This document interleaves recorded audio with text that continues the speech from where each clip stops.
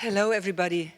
It's a great pleasure to be in Tokyo again, and it's a great pleasure to see such a big crowd of people that are interested in services and in the future of services. I would like to thank the conference committee for organizing such a great event and for giving me the honor of being here today. I would like to thank the Dean of Keio University for hosting us today. Thank you very much. And I would like to thank the national chapter of the Service Design Network in Japan for putting on stage already the second National Service Design Conference in Tokyo. But most of all, I would like to thank both organizations for collaborating, because I think if we want to design the future, we need to design services, and if we want to design services, we need to do so in an interdisciplinary and transdisciplinary way. I think we can design services only if science and practitioners collaborate, if the service marketing, the service engineering, the service management, and the service design collaborate. And I think this is a step into the right direction to share platforms and to share events, to get to know each other better, and to see where the opportunities for collaboration are. So thank you very much for making this possible.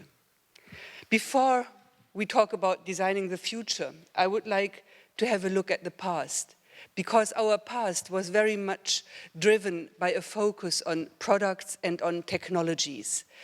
We have wonderful engineers who have created production means and production processes that really brought a lot of progress into our material world. They have standardized processes, they have made them more efficient, they have educated people to work in the best and most efficient way with the machines and the technologies that we have created, in order to produce products that have increased the quality of our life in many ways. So for hundreds of centuries, you could say, this focus on products and technologies has driven the industrialized nations. But since approximately the 70s of the last century, the awareness is growing that products without services are nothing. While we are producing products, we are using services in numerous ways.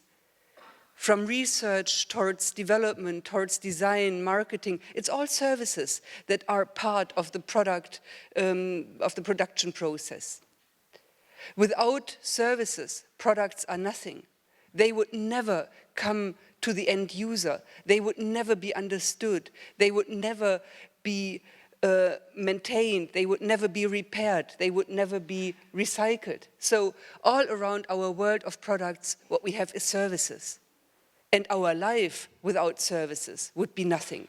Education, entertainment, health, communication, and so on. Everything that surrounds us is basically services.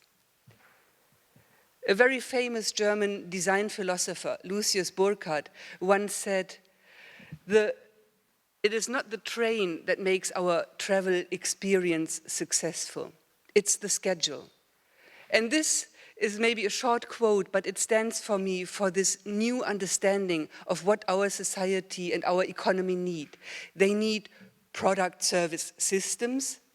They need solutions where materialized and immaterial facets work together in the ideal way. We need to think in a more holistic way about the solutions that surround us. And in the end, we need to be aware that the service-dominant logic of markets is all around us. When I was young, we used to say that nobody wants to own a hammer. You know, a hammer? Nobody wants to own a hammer. But we might want to have a hole in the wall, or we might want to hang our picture to the wall. So a hammer, a product, is only a means to get somewhere. So in the end, you can regard that hammer as being a service, as being part of a service that makes it possible to have a picture hanging on the wall. So the service-dominant logic of markets that Vargo and Lusch have promoted in 2004 basically claims that everything is a service. Everything around us creates value, and some of the things create the value in a more materialized way, and other things create that value in a completely immaterialized way. So it is all about services. And what are services? Services are complex systems, which with choreographed people and technologies take actions that provide value for others. So this is a very basic definition of services. And what I find very interesting is that we have to think about complex systems whenever we try to improve or innovate services. So what is complexity? What are complex systems? In Europe, it was in the late 50s of the last century when a guy called Bert Lafanti started to think about systems and the logic of systems. He did this in the context of biology and nature. And he started to understand that systems have very specific laws, that they develop in a unique way. And it was then in the 70s of the last century that economics and sociologists started to approach systems to understand how do systems work and what do we have to take under consideration when we want to design within these systems. One of the thought-leading universities in Europe was the University of St. Gallen in Switzerland that did a lot of research about complex systems, especially in the context of management and economy. And they have defined a couple of characteristics that you are probably familiar with, but I would like to refresh them so that we then move towards the world of service systems. So the first specialty of systems, of complex systems, is that they are dynamic entities, which means even if we do nothing to them, they will develop. They have their own life, they have their own dynamics. And this dynamic has to be taken into consideration when we try to influence these systems, because there might be very interesting accelerations due to the fact that there is already a dynamic within the system. Secondly, systems consist of interrelated parts. That is very important to take into consideration when talking about complex systems. You don't just have one unit, you have many subunits, and all these subunits are connected, and the system that you are looking at might be a part of a larger system. So when I look at this audience here, we have subsystems. That is the audience, that is individuals. But I could look at you as a system, and then there is other subsystems within you, which might be your heart or your lungs or your organism functions. I can look at this system as a conference group, but I could also look at this system as part of the university campus at this moment. So I can zoom in and zoom out, and I can see the different parts that are interrelated. And what happens to this system depends very much on the development of each single part of the system. So if one of you guys would suddenly decide to find this totally stupid and stand up and start screaming at me, the system would develop in a completely different direction. So what each part of this system is doing can influence the system as a whole. So much interrelated. The whole of this is more than each single unit. So what you create as intelligence, as potential, is so much more than each individual part of the unit could create. And what we do regard as the system and the parts of the system is only a question of our perception. It is an artificial construction that we do, and it is not the reality. And last but not least, the borders of each system towards the environment are also constructions. That's quite interesting. We design for services, which means we design for complex systems that are dynamic, that consist of many interrelated parts, that influence each other, and that we construct the borders of these systems and what we include and what we exclude as an artificial process. Quite interesting. So this was a definition of the University of St. Gallen in the late 70s. And the last descriptor is that, and this was the most radical thing, you cannot control these systems. And that is really like, you know, a disaster for at least the Western industrialized nations. Because in our Western economy and in our Western society, we were almost always focused on analytics and control. You wanted to analyze everything until you find the smallest unit, and you want to be in control of the whole thing. That's what all the natural sciences have been about in the Western philosophy. It's about control. Now suddenly we have the system sciences, and they tell us you cannot control a system. You cannot control it. You can influence it, you can steer it, but you will never be the master of the system, at least not of a complex system. So a little bit later, a designer called Horst Rittel asked himself why people are so often unhappy with the things that happen in our politics, in our public sector. Whatever the politicians or the managers do, people will criticize. They will not like it. They will see that, you know, that mistakes have been made. So Horst Rittel asked himself, why is this so, that the old management style of making decisions and changing things does not work anymore? And he said it's because we are dealing with wicked problems. Wicked problems, mean problems. Not normal problems, not tame problems, wicked problems. And he said the interesting thing about wicked problems is that there is no definitive formulation of what the problem is. It depends totally on your perspective. When the microphone doesn't work anymore, we would definitely say it is a tame problem. We know the microphone isn't working anymore. But if suddenly everybody in this room falls asleep, we don't know directly what the problem is. From my perspective, I might think I'm boring. From the technician perspective, you might think the air conditioning isn't working very well. From the cafeteria's perspective, they might ask themselves, is something wrong with the food? There's some food poisoning going on. So depending on the perspective, people ask different questions to the system.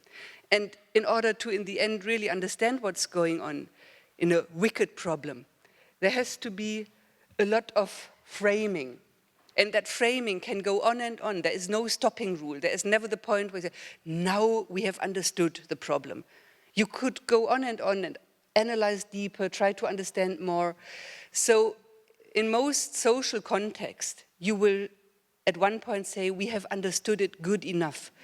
But you will never say that I have 100% understood. And the same is true about the solutions. When you try to develop a solution for a wicked problem, it is not true or false. It might be better or worse. It might be apt to solve the problem or not so apt. So the quality of the solution can vary, but there is not the right solution. Let's look at the unemployment situation. The educational ministry might say it's due to the bad education of the people. We need to do more for education. The economic ministry might say we need to do more for our economy, to have growth and to have more jobs. The social ministry might say we have to redefine what work is and what employment is. The old idea of having people work 40 hours per week, it's dead. So these discussions do not come to an end, and the solutions that you put out to stop unemployment will never be true or false. They just might make more or less of a difference. So there is no immediate or ultimative test to the solutions of wicked problems. Usually you will only know if they work when you do it. You can not really test it in a laboratory. And the Another thing is that once you have brought out a solution to a wicked problem, you cannot make it reverse. No matter if you like it or not like it, if you modify it, you will have made a difference. You have changed the system, no matter what you have done. So when Horst Rittel, he is a designer, by the way, he taught in Berlin and later in Stanford University, when he defined these wicked problems, he was addressing designers, telling them, this is what you are dealing with. You are not dealing with a microphone that is on and off. You are dealing with wicked problems, and you have to be aware of these things. But now we could ask ourselves, why should designers be educated to deal with this kind of complex or wicked problems? Well, for one thing, we could say that designers do not stand in the tradition of the linear analytic thinking that has been ruling the scientific world for a long time. Analysis, linear processes, classical proof for what you have as an assumption and as a hypothesis. You go through a very clear structured process. Design usually doesn't work that way. Design is a very holistic, very iterative, very creative process, often irritating for those that are not familiar with the way designers work. A couple of years ago, Nigel Cross tried to analyze what is it that makes a successful designer successful. So he interviewed and observed successful designers to find out what is common in the way they work. What do they all do in the same way? And he found a couple of descriptors. He said that one thing successful designers do is they challenge frames. They do not accept a briefing as it is given by the client. They will always try to zoom in, zoom out, regard it from a different angle, reframe the problem. And that is something that can be very penetrant. They are not obedient, the designers. They are, a bit critical, and they won't take everything as the truth when it is told. So another thing that Nigel Cross found is that designers tend to trust their intuition, which in the traditional sciences is not something that you should do. Well, I have the intuition that, this might help against Ebola. No, intuition is not good. You need to prove it, you need to test it, you need to measure it. But in design, there is a lot of acceptance for this gut feeling, and to follow a specific direction just because you think, yes, this seems to be very interesting. Designers that are successful move between the problem and the solution as an iterative process. They try to understand the problem, then they design a rough prototype of a solution, then they see what happens to the problem if we go back into it with this thinking about a solution. And it's an iterative process, going back and forth, so not very linear structure. They can live with uncertainty. They do not go to bed in the evening and know exactly what the next step will be in the morning. They even can live with the fact that they don't know if they will ever find a good solution. So living with this uncertainty, not really knowing what's going to happen next, is something specific for the successful designers. They think very visual. Every idea they have, they try to, bring into some kind of a visual expression. They are very open, very interested in many different things, not only in the design that they are just working for, but they have a very broad and heterogeneous type of interest. And they are able to bridge many different areas with each other and learn from one area for the other. So connect things. And these things that Nigel Cross found are maybe good reasons why designers are very well educated for dealing with complex issues or wicked problems, because they have this holistic, intuitive, critical, reframing approach. And when we look at some facts, we see that indeed design can have a very high impact. The Design Council in UK did a research in the year 2005, and they found that 41% of all producing companies in the UK think that design is an integral part of their companies. And they found that those companies that really work intensely with design are 200% more successful on the stock market. Not bad, huh? So it seems that design does make a difference. But remember, it is the year 2005. They found that only 6% of all service companies regard design as an integral component of their business. So in the technology and product context, yes, design is there.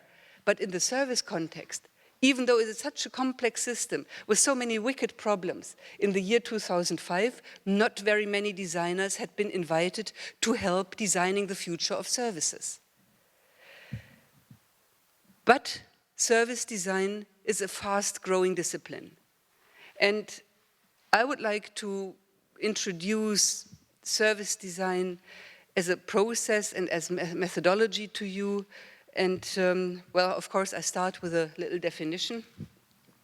Service design co-creates service systems that are useful, usable, and desirable from the user perspective, and that create value and differentiation from a provider perspective.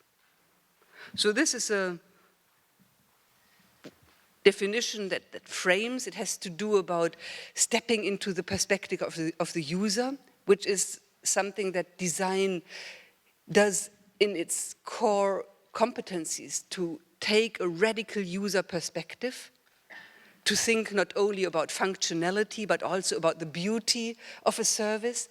It has to work, but it should also be in some way pleasurable, aesthetic experience. But of course, design is not only about the user perspective. If it does not consider the market or the provider perspective, then it will not work. So this is a very rough definition telling you that design bridges the user needs and the market opportunities and the provider potentials. I like to introduce service design by using projects. Just so what can be done with service design. So let me take one little project that was done at the University of Applied Sciences in Cologne 2 years ago with a group of 12 students.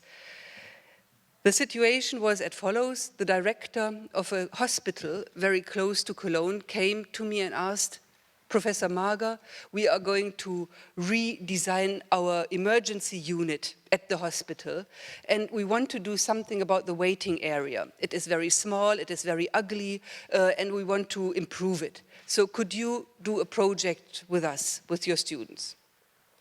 What would you think what I said? Of course I said no. No. We can't.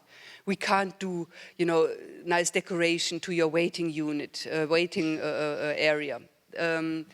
But what we can do is we can talk to you about waiting. So we started to have a conversation with the manager of the hospital in order to start this framing and reframing process. Are we only talking about the waiting room? Or are we also talking about the whole process of the emergency treatment? Or are we talking about the hospital and the education of the staff? What are we talking about? So together with the manager of the hospital, we decided that it is not very useful to redesign a waiting area and put some nice paintings on the wall and put some nice flowers on the tables. It is about shortening the waiting times. It's about making the waiting experience more pleasurable. And it is also about connecting the needs of the patients and the needs of the staff, to take both perspectives. So that was the agreement. What would a service design team do next? Well, the first thing that we did in this case, we organized an interdisciplinary in-depth meeting with the hospital staff. Because when you want to do an intervention in a system, you have to make sure that the system accepts you. If you come as an intruder, they might block, they might not give information, they might not open up for change. So if you work with systems, you have to make sure that the system will accept you and that the system will not get afraid of you being McKinsey and whatever. So we had an in-depth meeting with the team of the hospital in order to create acceptance, but also to learn about the waiting issue from different perspectives. So we had asked every participant in that meeting to make a 5-minute presentation about how they perceive the waiting situation in the emergency unit. So they came and they gave their 5-minute presentations, and we learned a lot. We learned, for example, that the doctor said, whenever I come close to the waiting area, I take off my white coat, so nobody will recognize that I am a doctor. Or the guy from the administration said, don't come and suggest that we buy another of these water things. They have stabbed the last one with knives, and I'm not going to waste my money again. And please, about television in the waiting area, forget it. They have stolen the antenna cable first, and then they stole the whole television set, so don't make that suggestion again, it's too expensive. So we learned from the nurses that sometimes the patients wait up to 6 hours in that area, and that they are afraid to go to the toilet or to go and get some water because they might lose the slot in the queue. So this was a very intense 1-hour meeting with 5-minute presentations, and the really interesting thing was that within the hospital, they had never talked about waiting together. So suddenly they knew that for everybody, this was a really, really pressing situation, and that something needed to change, and not just pictures on the wall. So we had somehow broken the ice, and we were welcome within the system to help them learn what could be changed in order to make the situation better. So what we very often do in service design processes, we took a deep dive into the backstage situation. We worked for a couple of days with the hospital staff in the emergency room in order to learn about the perspective of the employees, of the doctors and of the nurses. And we learned a lot about the amount of administrative work that they had to do, the amount of communication problems that they have due to the fact that not everybody speaks good German. I mean, we have doctors from all over the world working in the hospitals and nurses from all over the world. We learned a lot about the lack of organization on regards of equipment, how bad it was logistics there. So very interesting days that we spent in the backstage. And of course, we did observational studies on the front stage. We spent time in the waiting room. We observed the people that were waiting. We made contextual interviews with them. We talked to them while they were waiting. And we found that there is many different needs of people because they have different injuries, they have different cultural backgrounds when they come, they have a different amount of pain. So there's a lot of differentiation in the needs. We made small interventions already, iterative. You design something, you test it, and we created design games. In this case, this is a floor plan of the hospital, and we used these little Playmobil figures to have the doctors and the nurses walk through the experience. We had them walk through the arrival at the hospital, what would be done then, what would the patient do next, and at the same time document the pain points that they saw on post-its and also document the ideas that they had for improvement on post-its. So it was a design game that connected the doctors and the nurses and walked them through the whole waiting process. We did space analysis to see how much time do patients and staff spend walking from the laboratory to the X-ray room, to the treatment room, to the waiting room. So where is time wasted, and where could we improve not only the waiting area, but also the arrangement of the different rooms to each other. And we created a nice blueprint to document the overall activities on the front and on the backstage connected to that waiting experience. So when you look at the deliverables of the so-called exploration phase, You see that could be system maps, it can be stakeholder maps, it can be personas, customer journeys, touchpoint analysis, can be service blueprints. It definitely will be key findings and visualizations of the key findings. So at the end of the first phase of a service design project, you will have created a strong case and a sense of urgency. Something needs to change, and you have already given direction for that change. So based on that process, service design goes into the creation process. And creation is, of course, about developing ideas. Go beyond the given, think outside of the box, try to look at the opportunities from a completely different angle, to stretch the reality. So really bringing the creativity of the designer, but also of the team in the organization to the challenge. We work with very simple methods like storytelling, which encourages people to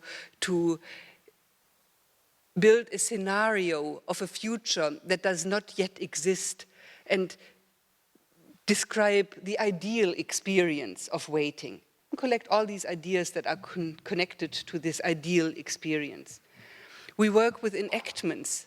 That means we pretend as if, coming to the hospital with a bad injury and walk through and, say, now I need somebody to put me in a wheelchair. Now I would like to have a cold drink and, create all these ideas that would make your experience better or perfect through an enactment. What does it mean when my leg is already bandaged and I have to walk 2 floors to the waiting area? We do design jams where we invite interdisciplinary people for intense sessions of idea generation. This is a very, very high density of energy, cooking new ideas together. And we use little toys like style sheets. Can we have a style connected to a service? We know style for all other types of design, but what about service style? We have created methods that we use on style of processes, style of people, and style of physical environment as kind of style cards that we use for service design. Or genre maps, which I will not go into much detail now. It's more like cross-fertilization. A hospital is not only about repairing people, it's also about educating. So what can you learn from a school for a hospital? A hospital is also about hospitality, so what can you learn from a hotel for a hospital? So connecting different areas and learning. And in the end, the process leads to prototypes of, let's say, the new website of the hospital that gives more information about the waiting situation. Prototypes of the welcome situation where you might sign in for an SMS alert 20 minutes before your appointment is due so you don't have to wait at all in a waiting area.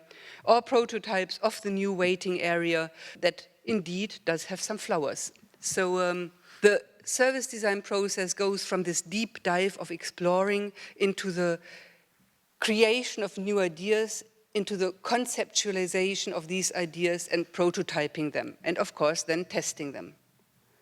So this is an outline of the process that from the exploration to the creation to the reflection, which means testing the ideas, seeing how does it work in reality, and then last but not least, the implementation.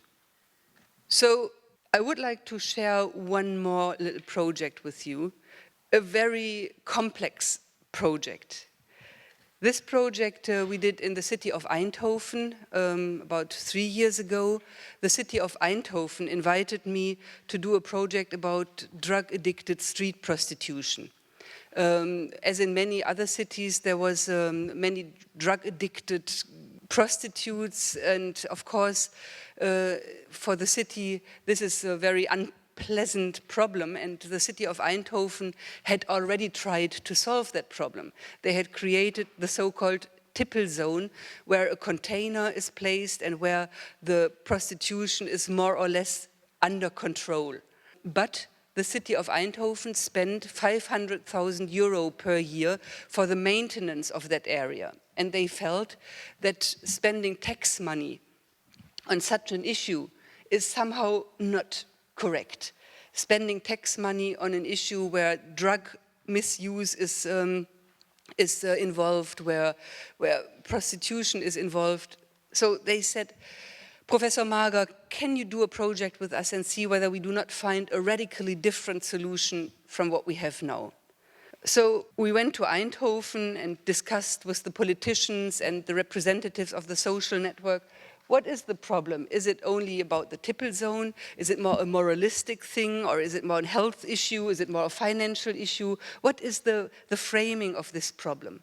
So we had intense discussions in order to say then it is mainly about changing the life of the women that are now working in this area. We want to mainly change their life for the better, because if we change their life, we will automatically, have more health, have a better way of spending our money. So we spent 2 weeks in Eindhoven exploring the place, exploring the system, making stakeholder maps, doing interviews with all the different stakeholders. So if you look at prostitution, of course, the pimps that are in the background of the women are part of the problem. The clients are part of the problem. Caretakers, the social system is part of the problem, and the women themselves. So we had to frame our problem, and we decided that we would not be able to change the life of the clients. I mean, we cannot influence the men in that case. We felt that we would also not be able to influence the pimps, the drug dealers that made the women work and collected their money. So we decided to focus on the caretakers, the women, and the political system. And we decided to look at the life of these 3 representatives as a process.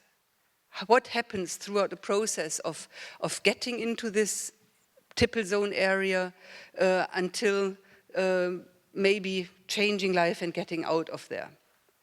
So very concrete, we found that in Eindhoven there were 9 different social units taking care of the women, 9 different departments. Each one of them had a little bit of contact with the women, but none knew them. Nobody knew really who they were, where they lived, what they did, what other capabilities they had in life. Nobody knew them. 9 different departments. And the Salvation Army, who played the major role in being at the Tippel zone, being out there where the women were, they earned all the money. They got most of these 500,000 euro, and they served the women, cooking coffee for them, baking cake for them, so that they could go outside and prostitute themselves. That was a very weird situation. So one thing that we decided was that we have to change the caretaking system. So we suggested one face to the customer, one social worker in contact with one woman. We suggested that the Salvation Army would no longer work for the women, cook their coffee, bake their cakes, but help them to take these responsibilities themselves. That was quite a change. We looked at the environment, and at that point when we came, the environment, which is a container out there, was basically designed to get ready for the street, to get ready for work. We suggested to redesign the container to make it a place for qualification. So suddenly the container was a place where they could learn baking, cooking, they could learn manicure, pedicure, hairdressing, cosmetics. So we offered in this container all different kinds of modules of education that were related, of course, to the interest of these women. We created a credit point system where the women would earn money, virtual money, credit points, by cooking, by cleaning, by doing educational units. So they were able suddenly to earn money in another way than prostituting themselves. We did a lot of research with the women, and we found that most of them had gone through up to 18 detox. So they had tried to get out of the system. But we also learned that they always fell back because they had no money, they had no job, they had no place to live, they had no friends. So they always went back into their old situation.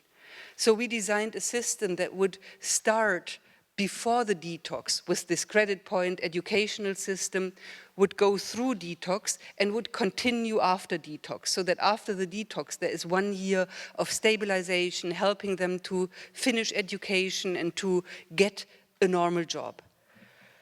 So the whole system we call Lebenskraft, and we presented it to the city of Eindhoven, and they were really enthusiastic about the whole approach.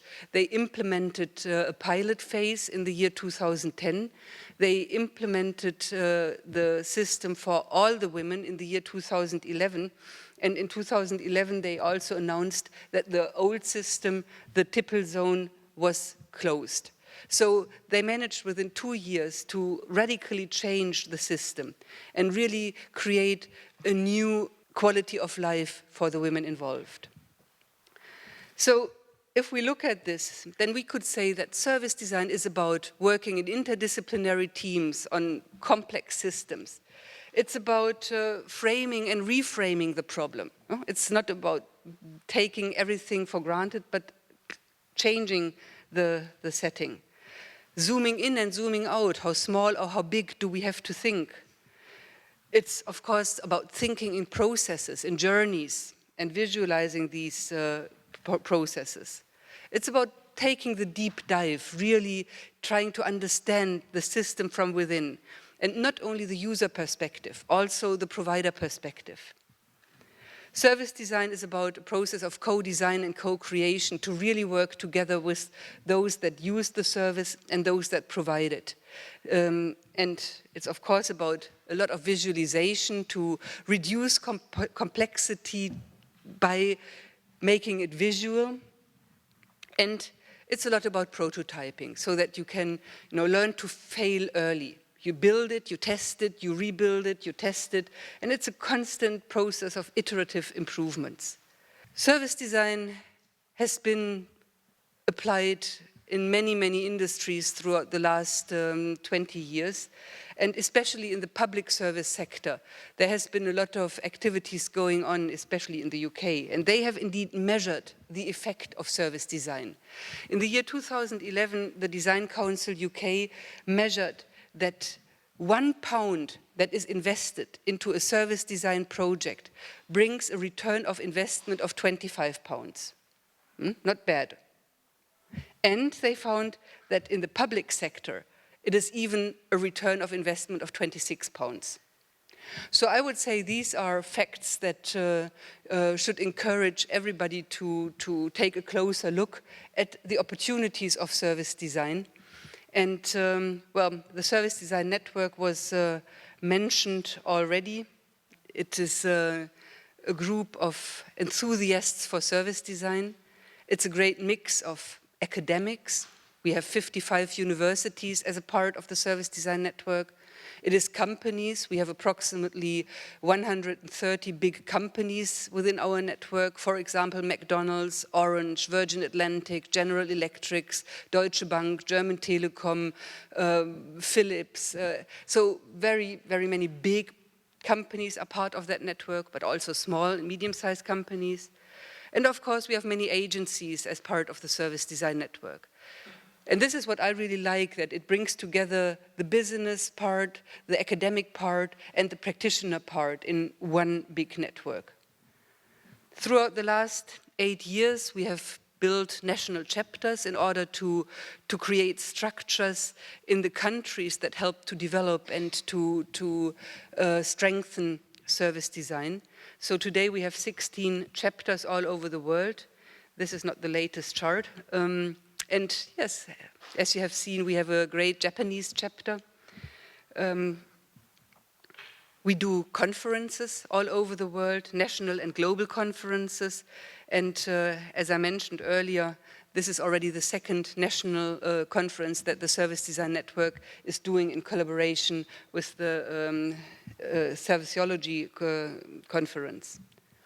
We do publish Touchpoint, it's a journal. From beginning of 2015, it will be available for free online for everybody. Up to now, you can order Touchpoint, either the full journal or single articles. And this really is a a summary of all the knowledge that has been developed throughout the last years and great case studies that are brought together here. And of course, I need to make my own advertisement. If you want to learn more about service design, please come to Stockholm also, where we'll have the global conference in October this year. So I hope that I was able to give you a bit of insight into what service design is, and I would like to thank you very much for your attention.